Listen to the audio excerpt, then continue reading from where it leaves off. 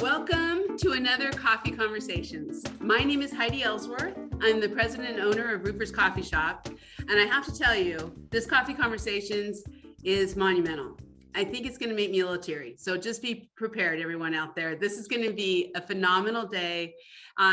This Coffee Conversation has been a long time in the coming, and we are going to be celebrating Black History Month this month, March, with this fabulous panel today to really talk about what is happening in diversity, equity, and inclusion in roofing, and celebrate the good things and strategize about what needs to get better. And there's a lot, but there's also a lot of great that you'll see today.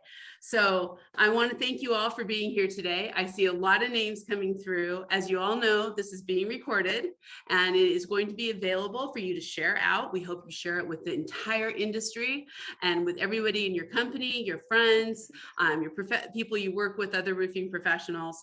We also, this is Q&A. We want to have your questions. We want to have conversation, good conversation.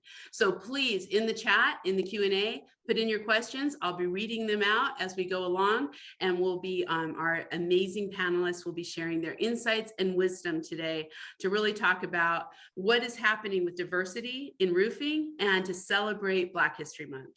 So let's get started. I do want to remind everybody that Megan Ellsworth is our production producer, and she is in the background. She'll be chatting. If you have any questions or any concerns, go in the chat, talk to Megan, but we'll all be able to see and talk to, have that great conversation.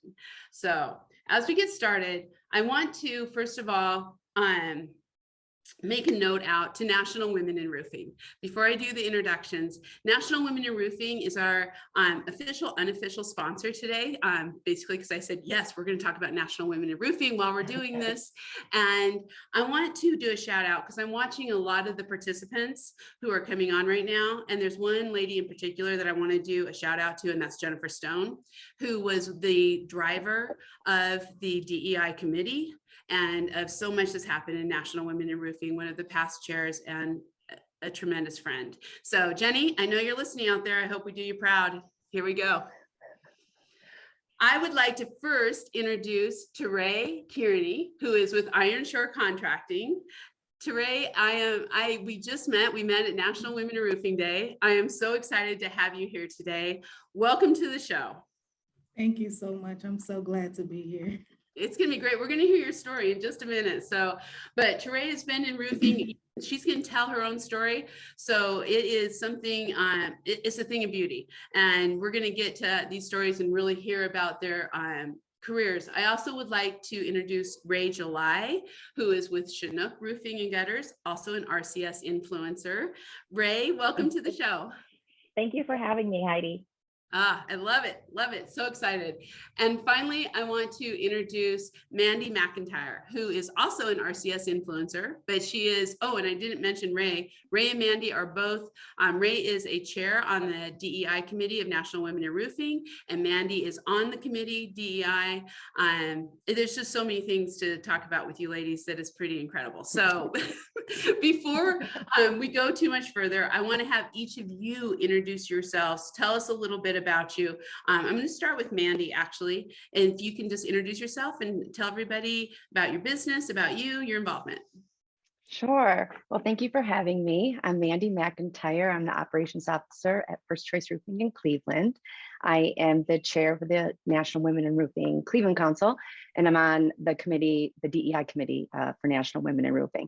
And anything diversity, equity, and inclusion is a passion of mine.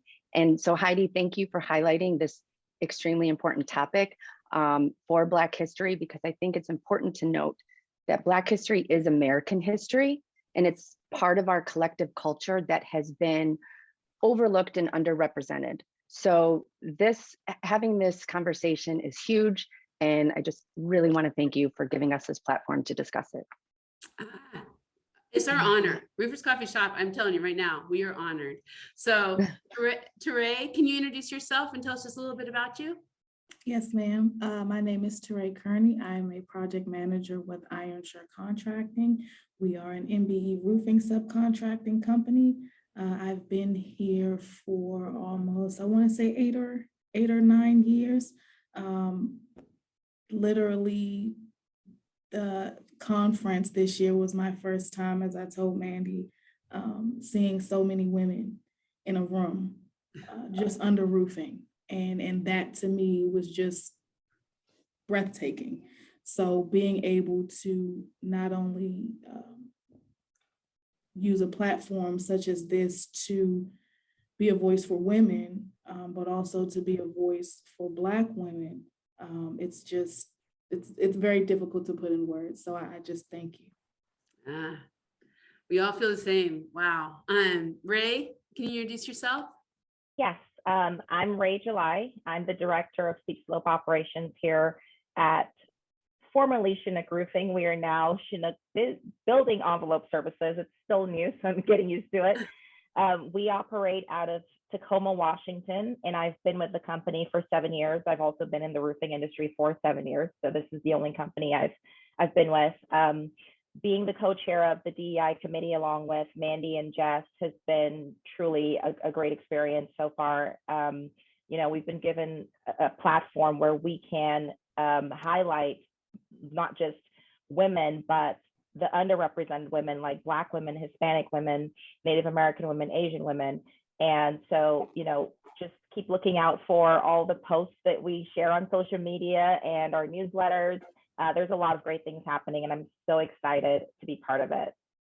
And we're going to talk a little bit more about that coming up. But before we do, we wanted to start with National Women in Roofing. I think one of the biggest thing, and in roofing overall, I have to tell you, I see this across the board in all of roofing, is we're storytellers. We like to tell stories. We like to share our stories. How long we've been in roofing, what have we done, where we're from, all the things. So today, what I really wanted to start out with was the Ray and Terae, your stories. So maybe Ray, you can start your story as a Black woman in roofing and tell us, what all that means and how that journey. So for me, it means representation. It means being able to have a platform to share what it means to be a Black woman. It means creating a space for other Black women. I've always wanted to have an impact in whatever it is that I'm doing. And using the platform that I have with NWIR and the DEI committee and sharing consistently, this is who we are, and we're here to stay. We're not going to fade into the background, right? I'm a talker and I can be loud sometimes. And so it's the perfect fit for me, right? It's very important as a Black woman to share who you are with other women, because sometimes there's a disconnect there, right? This year, for the very first time, NWIR Day had a second day, and that session was moderated by the DEI committee.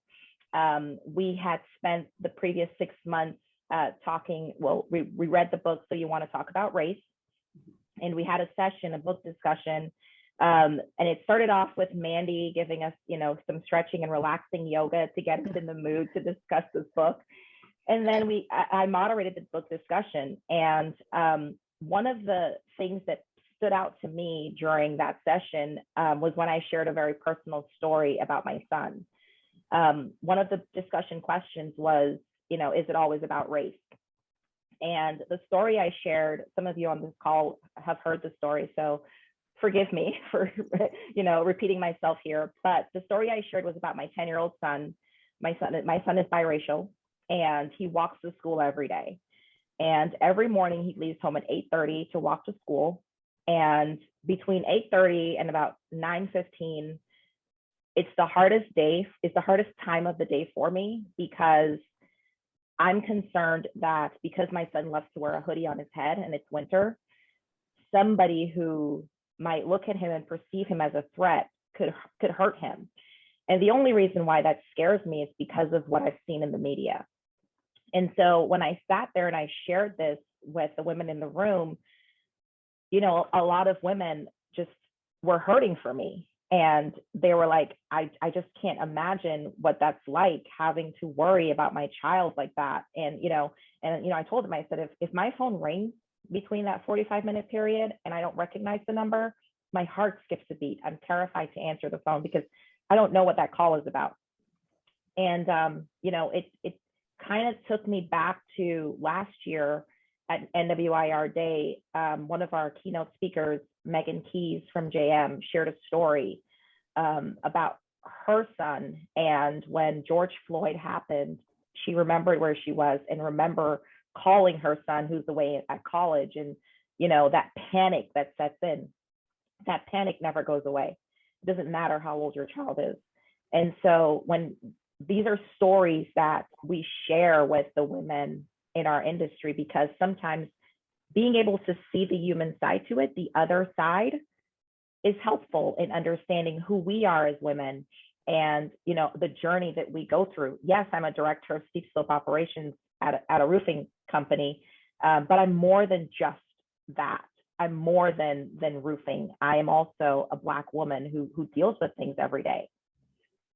And deals with, and I think that's where we start understanding how many of us are worried on when we're at work, what's happening with their family, what's happening with the kids, what's going on. And then to have that one step, that terrible one step further of worrying, are they going to be safe? What is going to happen? I think those are the kind of stories that are so important to share. And that's why it's so, Ray, that you're bringing out what everybody else is thinking, right? And now we can start talking, having those conversations. So powerful, so powerful. Terae, how about you? Talk to us, your story. Wow, I'm still going through Ray's, so forgive me. Bless you, Ray. I definitely understand. For me, my story starts, anyone who knows me, with my mom. And always two things ring near and dear in my head. You have two strikes against you. One, you're a woman. Two, you're a Black woman.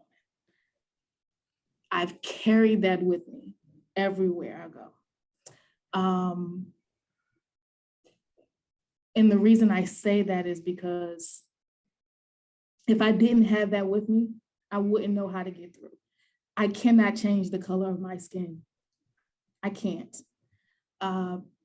Everyone has different religions and can be of different skin tones. And you can take something off if you want to try to blend in. I can't take this off. I can't. And because I've always known that, and on top of being the only girl out of 6 boys growing up, I have a different mentality. And that mentality is what has become a part of my story in this industry. So of course, I did civil engineering. So I'm already starting out in a field that's predominantly male. There, okay, remember, you're a woman. So I already have that strike, So for me, once you bring the color into it, I already have the strike. So I'm just going to keep pushing.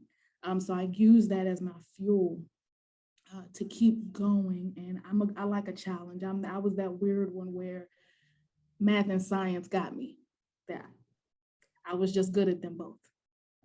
In addition to English, that was also my favorite subject. You don't meet too many people who like all three in the same. Yeah. So once I got into the roofing industry, I was faced with a lot of challenges. I'm not gonna lie. My representation was questioned. I never forget, every time I would go to the roof, it didn't even matter if it was a Black man. The first question you got was, "Going to the roof? Why are you going to the roof?" And I've learned to kind of use that as a little ammunition. I like that. It's a little suspicion. It's like a superpower. You don't know, and it's okay. And then it's just like, boom, and you hit them, and it's, I didn't know she could do that, And because there are always surprises in this industry, hey, sometimes you got to make some good ones, because it's a lot of bad ones that can take place all day, every day. So that's why I always say I've learned that perspective is key in everything. And I try to bring that different perspective because, like I said, I can't change this. I can change this, and you can't take this away from me. So my goal is to always try to connect here and here, because here, it's not much I can do, and I've always known that.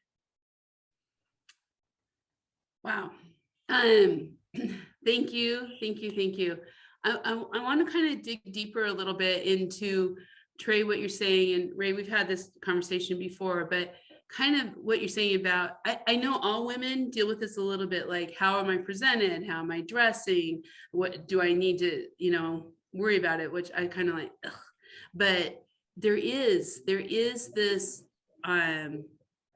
this responsibility that I think women feel, and especially Black women. So maybe talk about that. You talked about it before, Ray. Maybe you can start just about that presentation.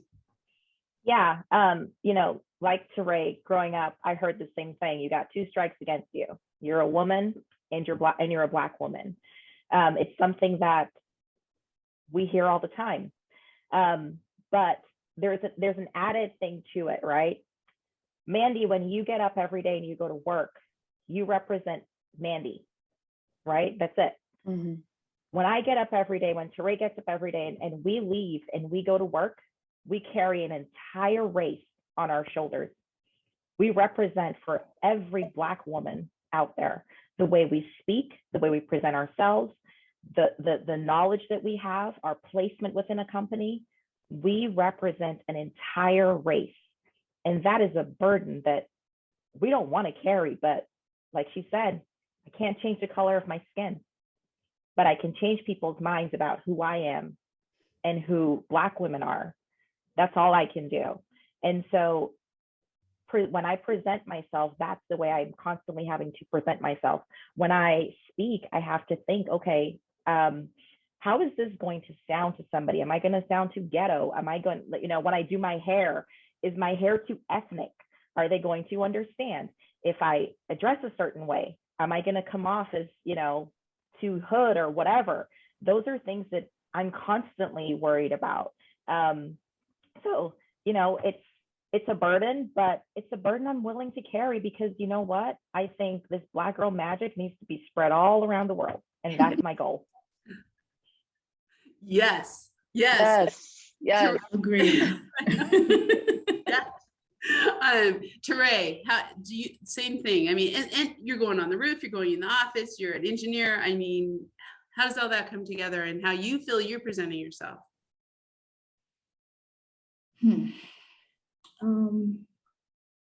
I've tried to use it to my advantage as best as I can, because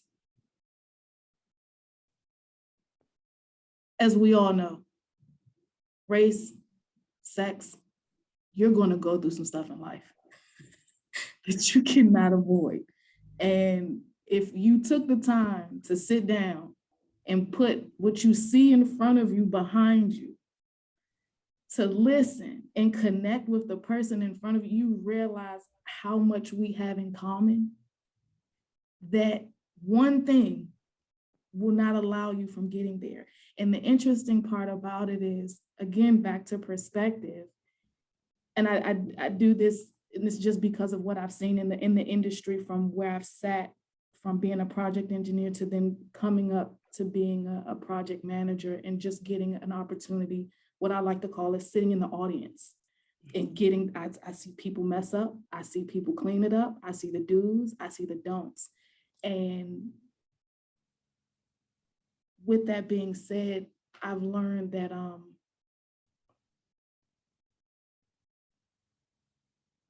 sorry, I lost my train of thought. You've got all of us right here. So I'm sorry. When you bring all of that together, it kind of gives you a different perspective on how you're going to move forward. So what I've always tried to do is, okay, so I know I can't talk, if I talk to this person the same way that they're talking to me, I'm not going to get anywhere. I'm not. So I have to take a different approach. And because it's ingrained in me from the beginning that I have these strikes against me, I'm going to always have to, like she said, carry that on my back when I walk into the room, but I use it as tools as opposed to something that can cripple me, because I already walk into the room with expectations of somebody thinking that I'm crippling. So it's just that keep pushing forward to, again, I can show you better than I can tell you. One of the things that as you're talking, Terae and Ray, one of the things is just going through my head as I think about power of numbers, right? It's like when we're an individual, when we're the only one who looks like who we are in a room, it's hard to have that push forward like you're talking about. You still do it, but it's harder. All of a sudden, when we start recruiting and bringing more diversity, more people, like we saw at National Women in Roofing Day, all of a sudden now it's a whole different topic, and you approach things different too. Don't you feel that way? Yes, ma'am. Absolutely. Yeah. That I felt that, and I'm not a Black woman, but I felt that I've now have people who I can turn to, that sometimes I can just walk away, where before I couldn't just walk away. I felt like my career or things were on thing. Now I can turn around and say, no, I know the better thing. I know the better community, the culture, the diversity, the people who to surround myself with. And so I can make different decisions now, which is why it's so important to bring more diversity, to bring them all into roofing. And so I kind of want to talk about that. I want to take that next step. And Mandy, maybe we could have you talk a little bit about this. You had some amazing comments on this during the coffee conversations at IRE about there's no labor shortage. And I think most people out there would be like, what? So share with kind of where you're coming from on Sure. no labor shortage. Well, if you look at Gen Z and millennials, they're the most diverse racially, culturally generations to date. And representation matters to this new generation. And it's not the old school roofing world anymore. It's not the white boys club anymore. And I think the world is evolving, and the roofing industry needs to level up and evolve as well. And that means elevating your business. It means changing your company culture. It means being more inclusive. It means putting in diversity, equity, and inclusion initiatives and taking true action with that.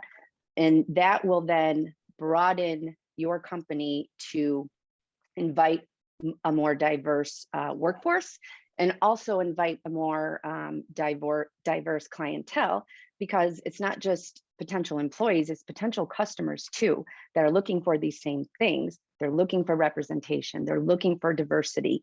They want companies that care. And so when we talk about labor shortages, it's, I just think that people aren't looking in the right direction. They're looking in the same place. And it's a whole world out there that is being overlooked, and it's underrepresented. Yes. So Ray, how you were, leading the diversity committee, you saw the difference. You're saying, and maybe you can share that, the difference between last year and this year, just in what you've seen in a year by having these conversations, but how do we recruit more diversity? Yeah. So last year, I felt like there was maybe a little bit of diversity at NWIR Day, wasn't a whole lot. And this year, as I stood at the top of the stairs at registration, when I got there, and I just saw these women of all colors, shapes, and sizes just coming up that escalator, my heart was just so filled with joy, because this is the first time that I've seen this, right? And this is my 4th year attending NWIR Day, and this is my first time seeing so much diversity. What we're doing has been working. Representation matters. When they see someone like me with a platform talking about being a Black woman in the industry, it helps other Black women come out. When we share these features that we've been sharing all month long for Black History Month, it makes other Black women in the industry see that and go, wait a second, I want to be featured too. That could be me. How do I get on this? How do I share? Because seeing someone who looks like them be open and honest about what it's like to be a Black woman in this industry is the catalyst that we need to bring more diversity into the industry. And I know people are going to say, well, what if I operate in an area where there's no diversity in the demographic? Diversity isn't just about race or religious beliefs. Diversity can be in age as well. Yes. We need to look at that and say, okay, if your company is ran by, you know, older men in their 70s or 60s, they're aging out. Where's that younger generation? Where's that younger group of employees that's just waiting for a shot that you can train and have them take the reins and move this industry to the next level? Because we are evolving. The roofing industry is changing. I mean, we look at the way we installed roofs 10 years ago, 15 years ago, to the way we do them today. It's different, right? If our products are evolving, our people have to evolve as well. Otherwise, we're dealing with stagnation, and that's not going to be beneficial for growth. No, that is so true. So true. And Terae, I'm with what Ray's saying, and I'm thinking about what you said about math, science, English, how you loved all of that. There's so much potential within our industry for people who love that, all people. So how do we get more? How do we STEM? How do we get more women and Black women and all minorities, everybody, diversity across the board into roofing, do you think? So I'll take the approach from the undergrad, coming out of undergrad, because Ray did a beautiful job explaining. Like she did a wonderful job explaining everything else as to where we are now and how we got here. So when I graduated, I'm gonna be honest, I did not know that construction was going to be the way. I didn't. And the only thing that I had to go off of was that I was a good problem solver. And that's one thing, engineering, STEM, it teaches you how to solve a problem. And then the more that I started to matriculate, I started to see, you know, a lot of project engineers that I'm working with general contractors, you know, they're coming from HBCUs, they're coming from, you know, PWIs, they're all coming from college. But everybody has some type of STEM background. And it's because everyone knows how to solve a problem. However, what I think would be more helpful is to come to the forefront and get in front of these schools and these institutions, NRCA, IBEC, things of that nature, in order to present to them these opportunities. Because here's the thing, these teachers, they have students, they have families. Then you throw COVID in there, there's so many different things that are going, they're still human beings as well. And they have to come to this institution, they have to teach these students, and they still have to go home, and it's college, it's different, it's a completely different monster, but still they are teachers. And with that being said, once you get all of that in, are you going to remember? Are you going to think about roofing? Are you going to think about, no, you're not. You're thinking about exactly what you're focused on, because it's what's familiar to you. It's what you do every year. It's the course. It's what the children need to graduate. But what's going to keep them sustained once they graduate? Where are the jobs? A lot of engineers, you need PEs, you need FEs. Those take time, those take practice. And again, everyone's human. So if there was more, if it was broadcasted more, if it was brought to the forefront more in these institutions, and more information was given out, and there was push on both sides, the same way GCs like to push their subcontractors to get done on these dates. You know, so long as there's everyone's working together on both sides, it's not just one person pushing, you know, then we can make better steps forward. And it's not going to happen overnight. It's not. But to take those steps in the right direction, you know, you have to, some consistency is key. Well, and it feels to me too, if we're going to be pushing out to the schools, when I think about the student competition that just happened, there are a few women in it, mostly young men still. There was no diversity as in race or, no Hispanic, no Black. And so to me, it feels like we need to also be very proactive in reaching out Correct. to the universities that have more diversity, that Correct. have diversity within their construction management schools, because it's not just good enough to say we want to do it. We need to, I have not been successful yet. I'll be the first one to say it, but I'm on Handshake, and I have all historically Black schools on Handshake because I'm trying to look for interns in media and publishing. I have not done a really great job, but I'm trying because I want that same thing. And it seems like as an industry, we need to highlight what we see happening and invite all the diversity in. Heidi, Agreed. if I may, so one of our features for Black History Month is Ariel Houston. She is a construction management student at Kent State University. The Cleveland Council is actually doing a panel for WIC Week at Kent State University for the construction management program. First choice, we've had 2 interns come from the construction management program. The president of the student organization is a woman. And she was our intern, Leah, shout out if you're watching this. So I think it's important for contractors to get in, if there is a local university or college that has construction management, engineering, what have you, get involved with those student organizations, host them for a lunch and learn. We did that here, and just get involved as much as you can. Well, last year we did have Jasmine on, Christy Holbrook with Graham. We had Jasmine on too. Beautiful young Black lady. Oh, the energy that came off of her was just incredible. And so I think, yes, Ray, go ahead. Were you gonna? No, I was reading the comments that are coming in, and Heather says, it starts before they get to college, right? That's true too. That's very true. It starts at a very, very young age. How are we going into the elementary schools? Are we working with the STEM programs in these schools to promote our industry? Because again, we have to remember, roofing is not just about material installation, right? Roofing is about product development, product management. There's so many facets of the roofing industry.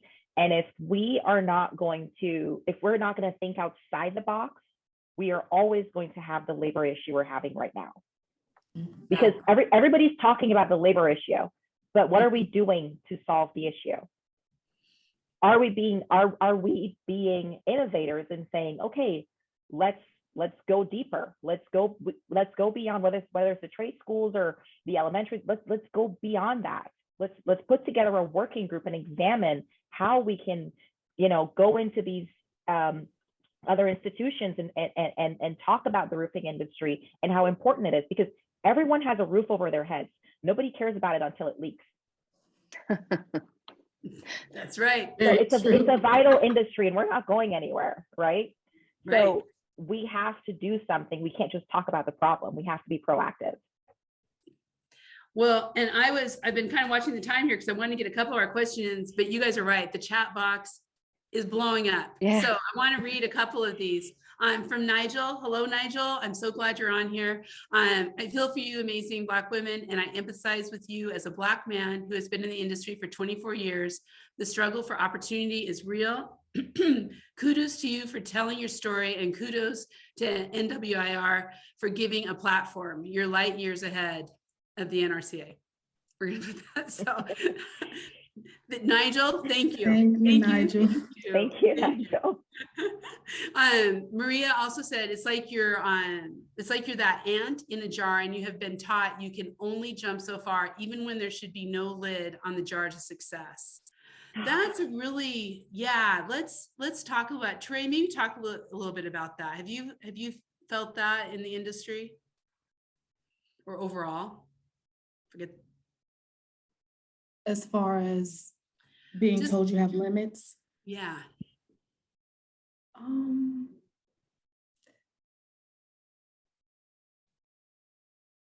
Have I been told I had limits? No, they don't come out and outright tell you. You know, the actions kind of tell you, but because of the type of woman that I am, I have limits.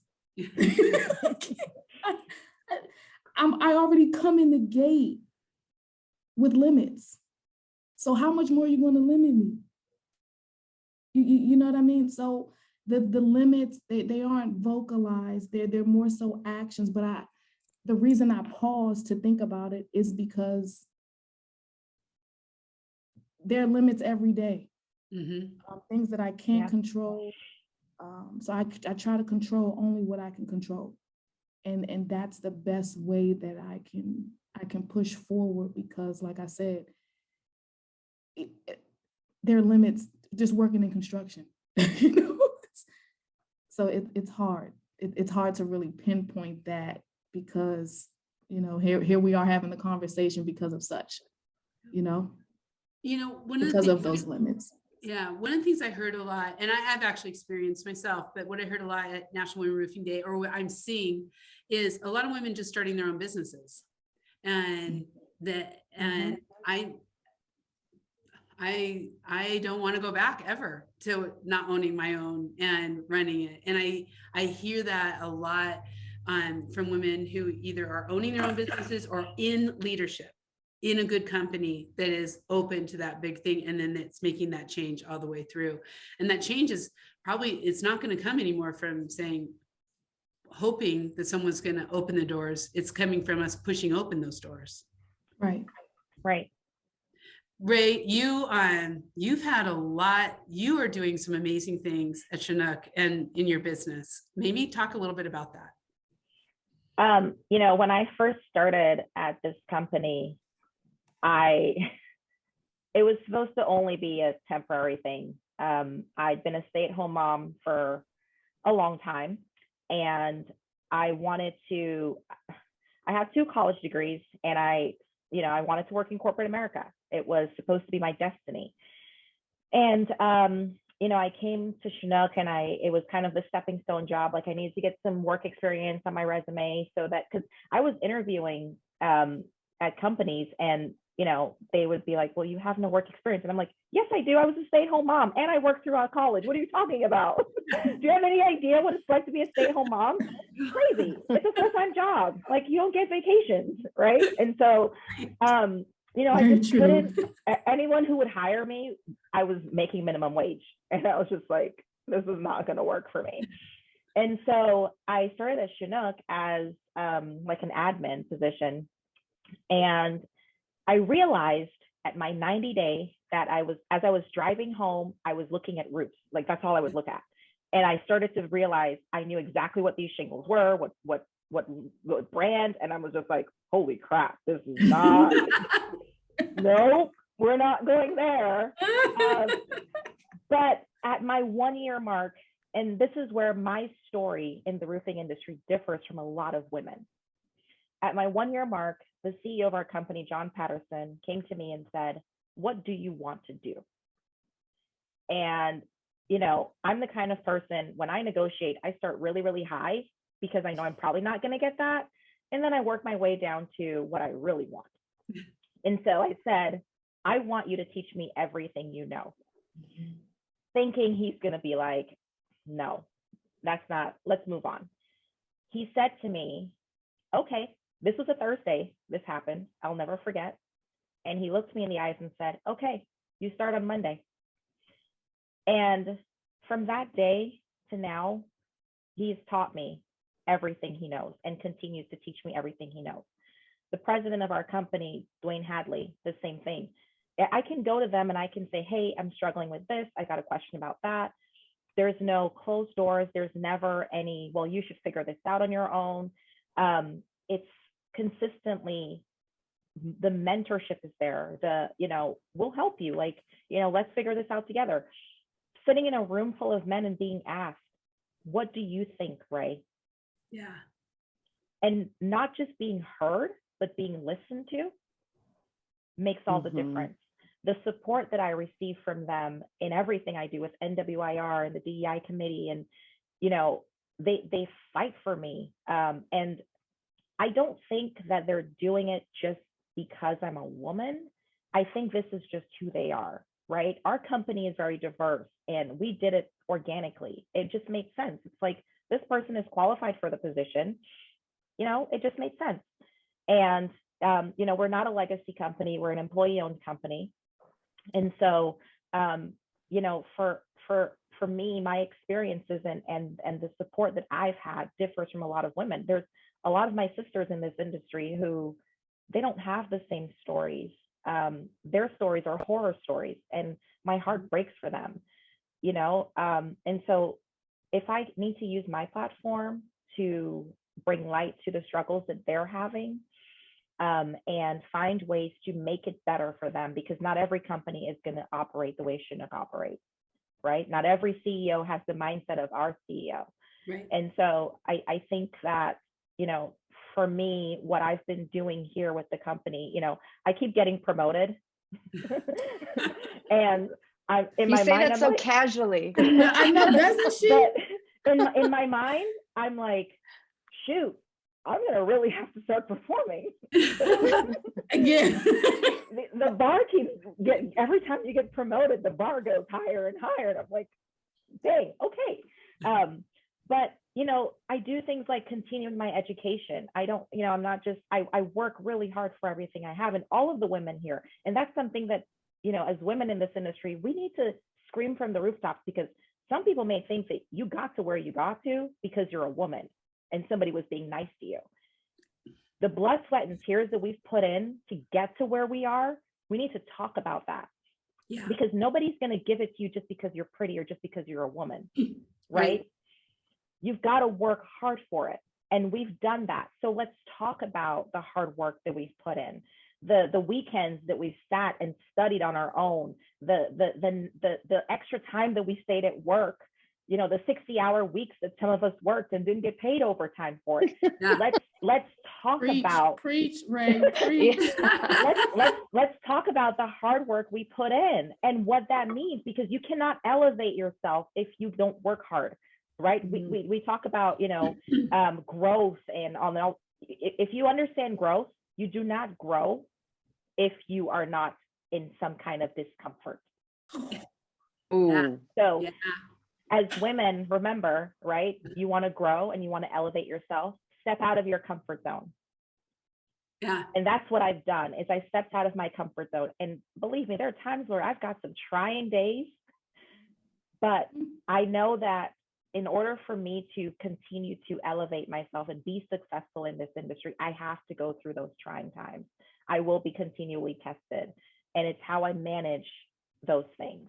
And so, I love the company I work for. I love what I do in this industry. I love roofing. I know it sounds a little bit crazy, right?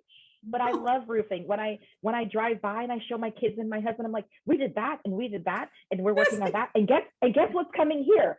I know to you it looks like an empty lot, but I know exactly what's coming here. And and they get a little bit annoyed sometimes, but it's such a great industry. Roofing has taken care of me and my family. I've seen it take care of the employees here and their families. It's a lucrative industry, and but you have to put the work in. It doesn't just happen just because. You have to work hard for it. And that's overall, as we're looking at all this, I think about when before we started this morning, we're all like, yeah, I got into the office, or I got up at 2:00 in the morning and was doing emails to Ray, and Ray's like, yeah, I'm always in the office at 6. I'm always in the office around 5 or 6. I mean, and these are things that I know Mandy is too. These are things that people don't, you're right, Ray, we don't talk about, and that it is what we're doing to be successful, not just lucky, successful. But I want to kind of go back on one of the things that you talked about, and that is finding the culture where we can't, where it takes the limits off, right? And so that may be your CEO, the men in your company who are so supportive, who see talent, who are bringing it up, but also women. That women for so long, especially when I was younger, it was like there only could be one, right? Only one woman. And now it's like, no, every woman should be helping every other woman and men, talent. I don't care who they are. Like, just bring the talent in and bring them up. But that's our responsibility now to be doing. And I know, Mandy, you're doing that in your company a lot. Tell people about your job title and what you're doing. So my job title is operations officer. It includes a little bit of everything with the company, production, finance, HR. Right now, managing the service department, which is where I started. So that's kind of always been my little baby. So I'll always go jump back in that in a heartbeat. But we really did like a whole rebranding of our company culture to make it an inclusive workplace, an inclusive environment, doing quarterly climate checks to see, even though this is what we're trying to, our goal of a collective inclusive culture is the goal, but is it really happening? And we want honest feedback. It's changing the verbiage in our ads. It's changing our social media content to represent a diverse workforce. It's changing our marketing materials to represent a diverse workforce. And I mean, it was a big overhaul, but it's been so rewarding. And between 2019 and 2021, we doubled the amount of new hires within our company. Wow. And just the ROI on these changes has just been incredible. And it's easy to do. Just be a better company and just evolve with the times. And it has to be organic, it has to be authentic, but it's doable. It really is. And see the strengths of everybody and give them opportunities to grow. Terae, that is I'm talk about that opportunity to grow within a company, to mentor other folks coming up and showing the beauty of diversity and the strength of So I started at literally project engineer, and they'll tell you that's the grunt, if you can master submittals, hey, you got it, and they told me coming in, once you get in, you'll never get out of roofing. It's just how it works. Me, I said, no, out. If I want to get out, I'm here. So I started project engineer, then to assistant project manager, and then to project manager. And then every step of that way, a lot of my learning came hands-on, asking a lot of questions, making some honest mistakes. But my biggest thing was I didn't like when my boss would come to me and tell me I did something wrong. No one likes that. Yeah, no. So I use that as, again, my fuel to say, okay, I promise you that won't happen again. And it was just sharpening that sword, every single time to become better and being able to work with different people. Everybody has different teaching methods, of course. So I had to figure out, okay, how do I adapt in these areas to still be able to receive the necessary knowledge to be able to progress in this industry. So I didn't take no for an answer. And I was told no a lot sometimes and figure it out. My counterparts will laugh to me to this day. The first time I was told that I was given the spec book and I was told to pull all the specs for the roof. I pulled every spec section in that job and tried to find product data for every spec section. I promise you, I never did that again. Never did that again.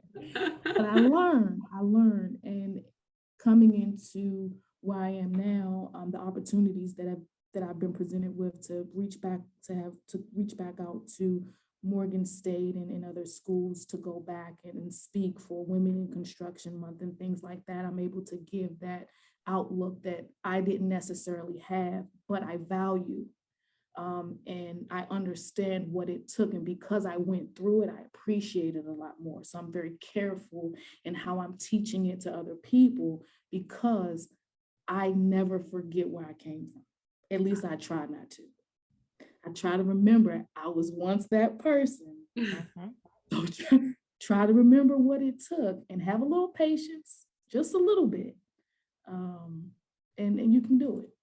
You can do it. So I try to use that to teach other interns or other aspiring construction management or civil engineers or anyone who just wants to work in this industry. Wow. Okay. It's perfect. And I want to take a little bit of time talking about teaching and talking about giving back. The National Women in Roofing has done something phenomenal. As they every year, the new leadership that comes in, the leadership of Renee Bells this last year, the DEI committee, next year, Michelle Boykin. I'm just starting out with Jennifer Stone on this whole initiative. This is something that is not being talked about. This is something where money is being put behind it, a lot of time, effort, stories across the board. In fact, I have an interview this Saturday that I'm going to be visiting with the folks who are the amazing team that are putting this together.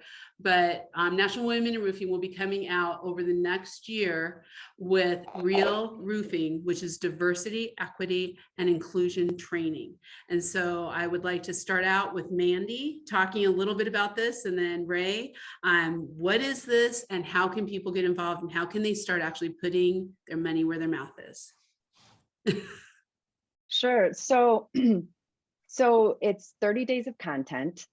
And I apologize, I'm going to look at some of my notes for this. There are 15 to 20 minutes of daily commitment to the program. There are video micro lessons.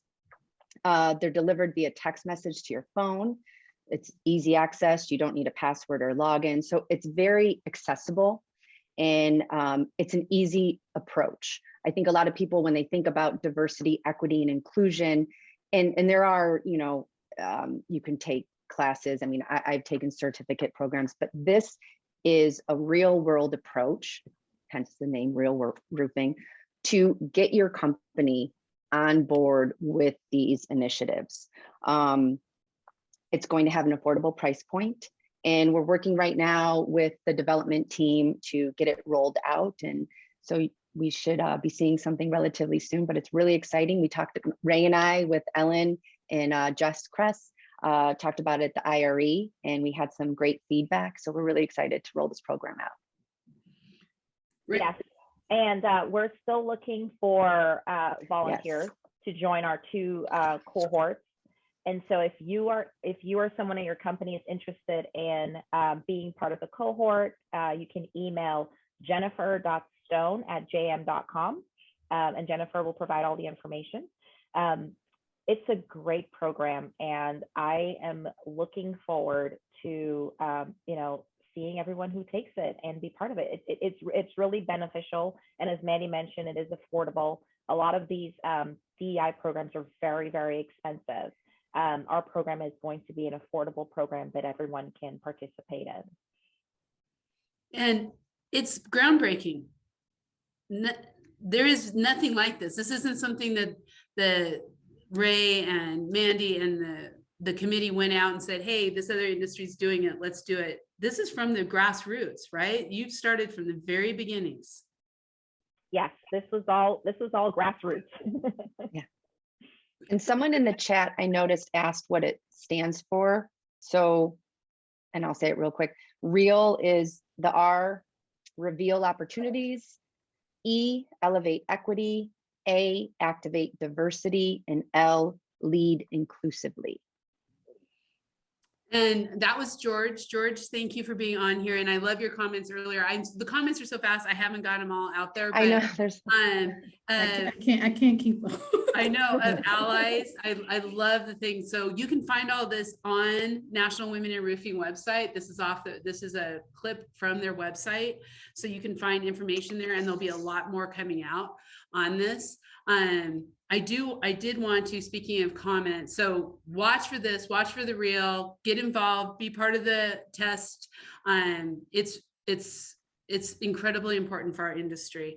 And I just want to go back to the very beginning. There was a comment here that I didn't read, and it really goes back to our celebration of Black history. And really,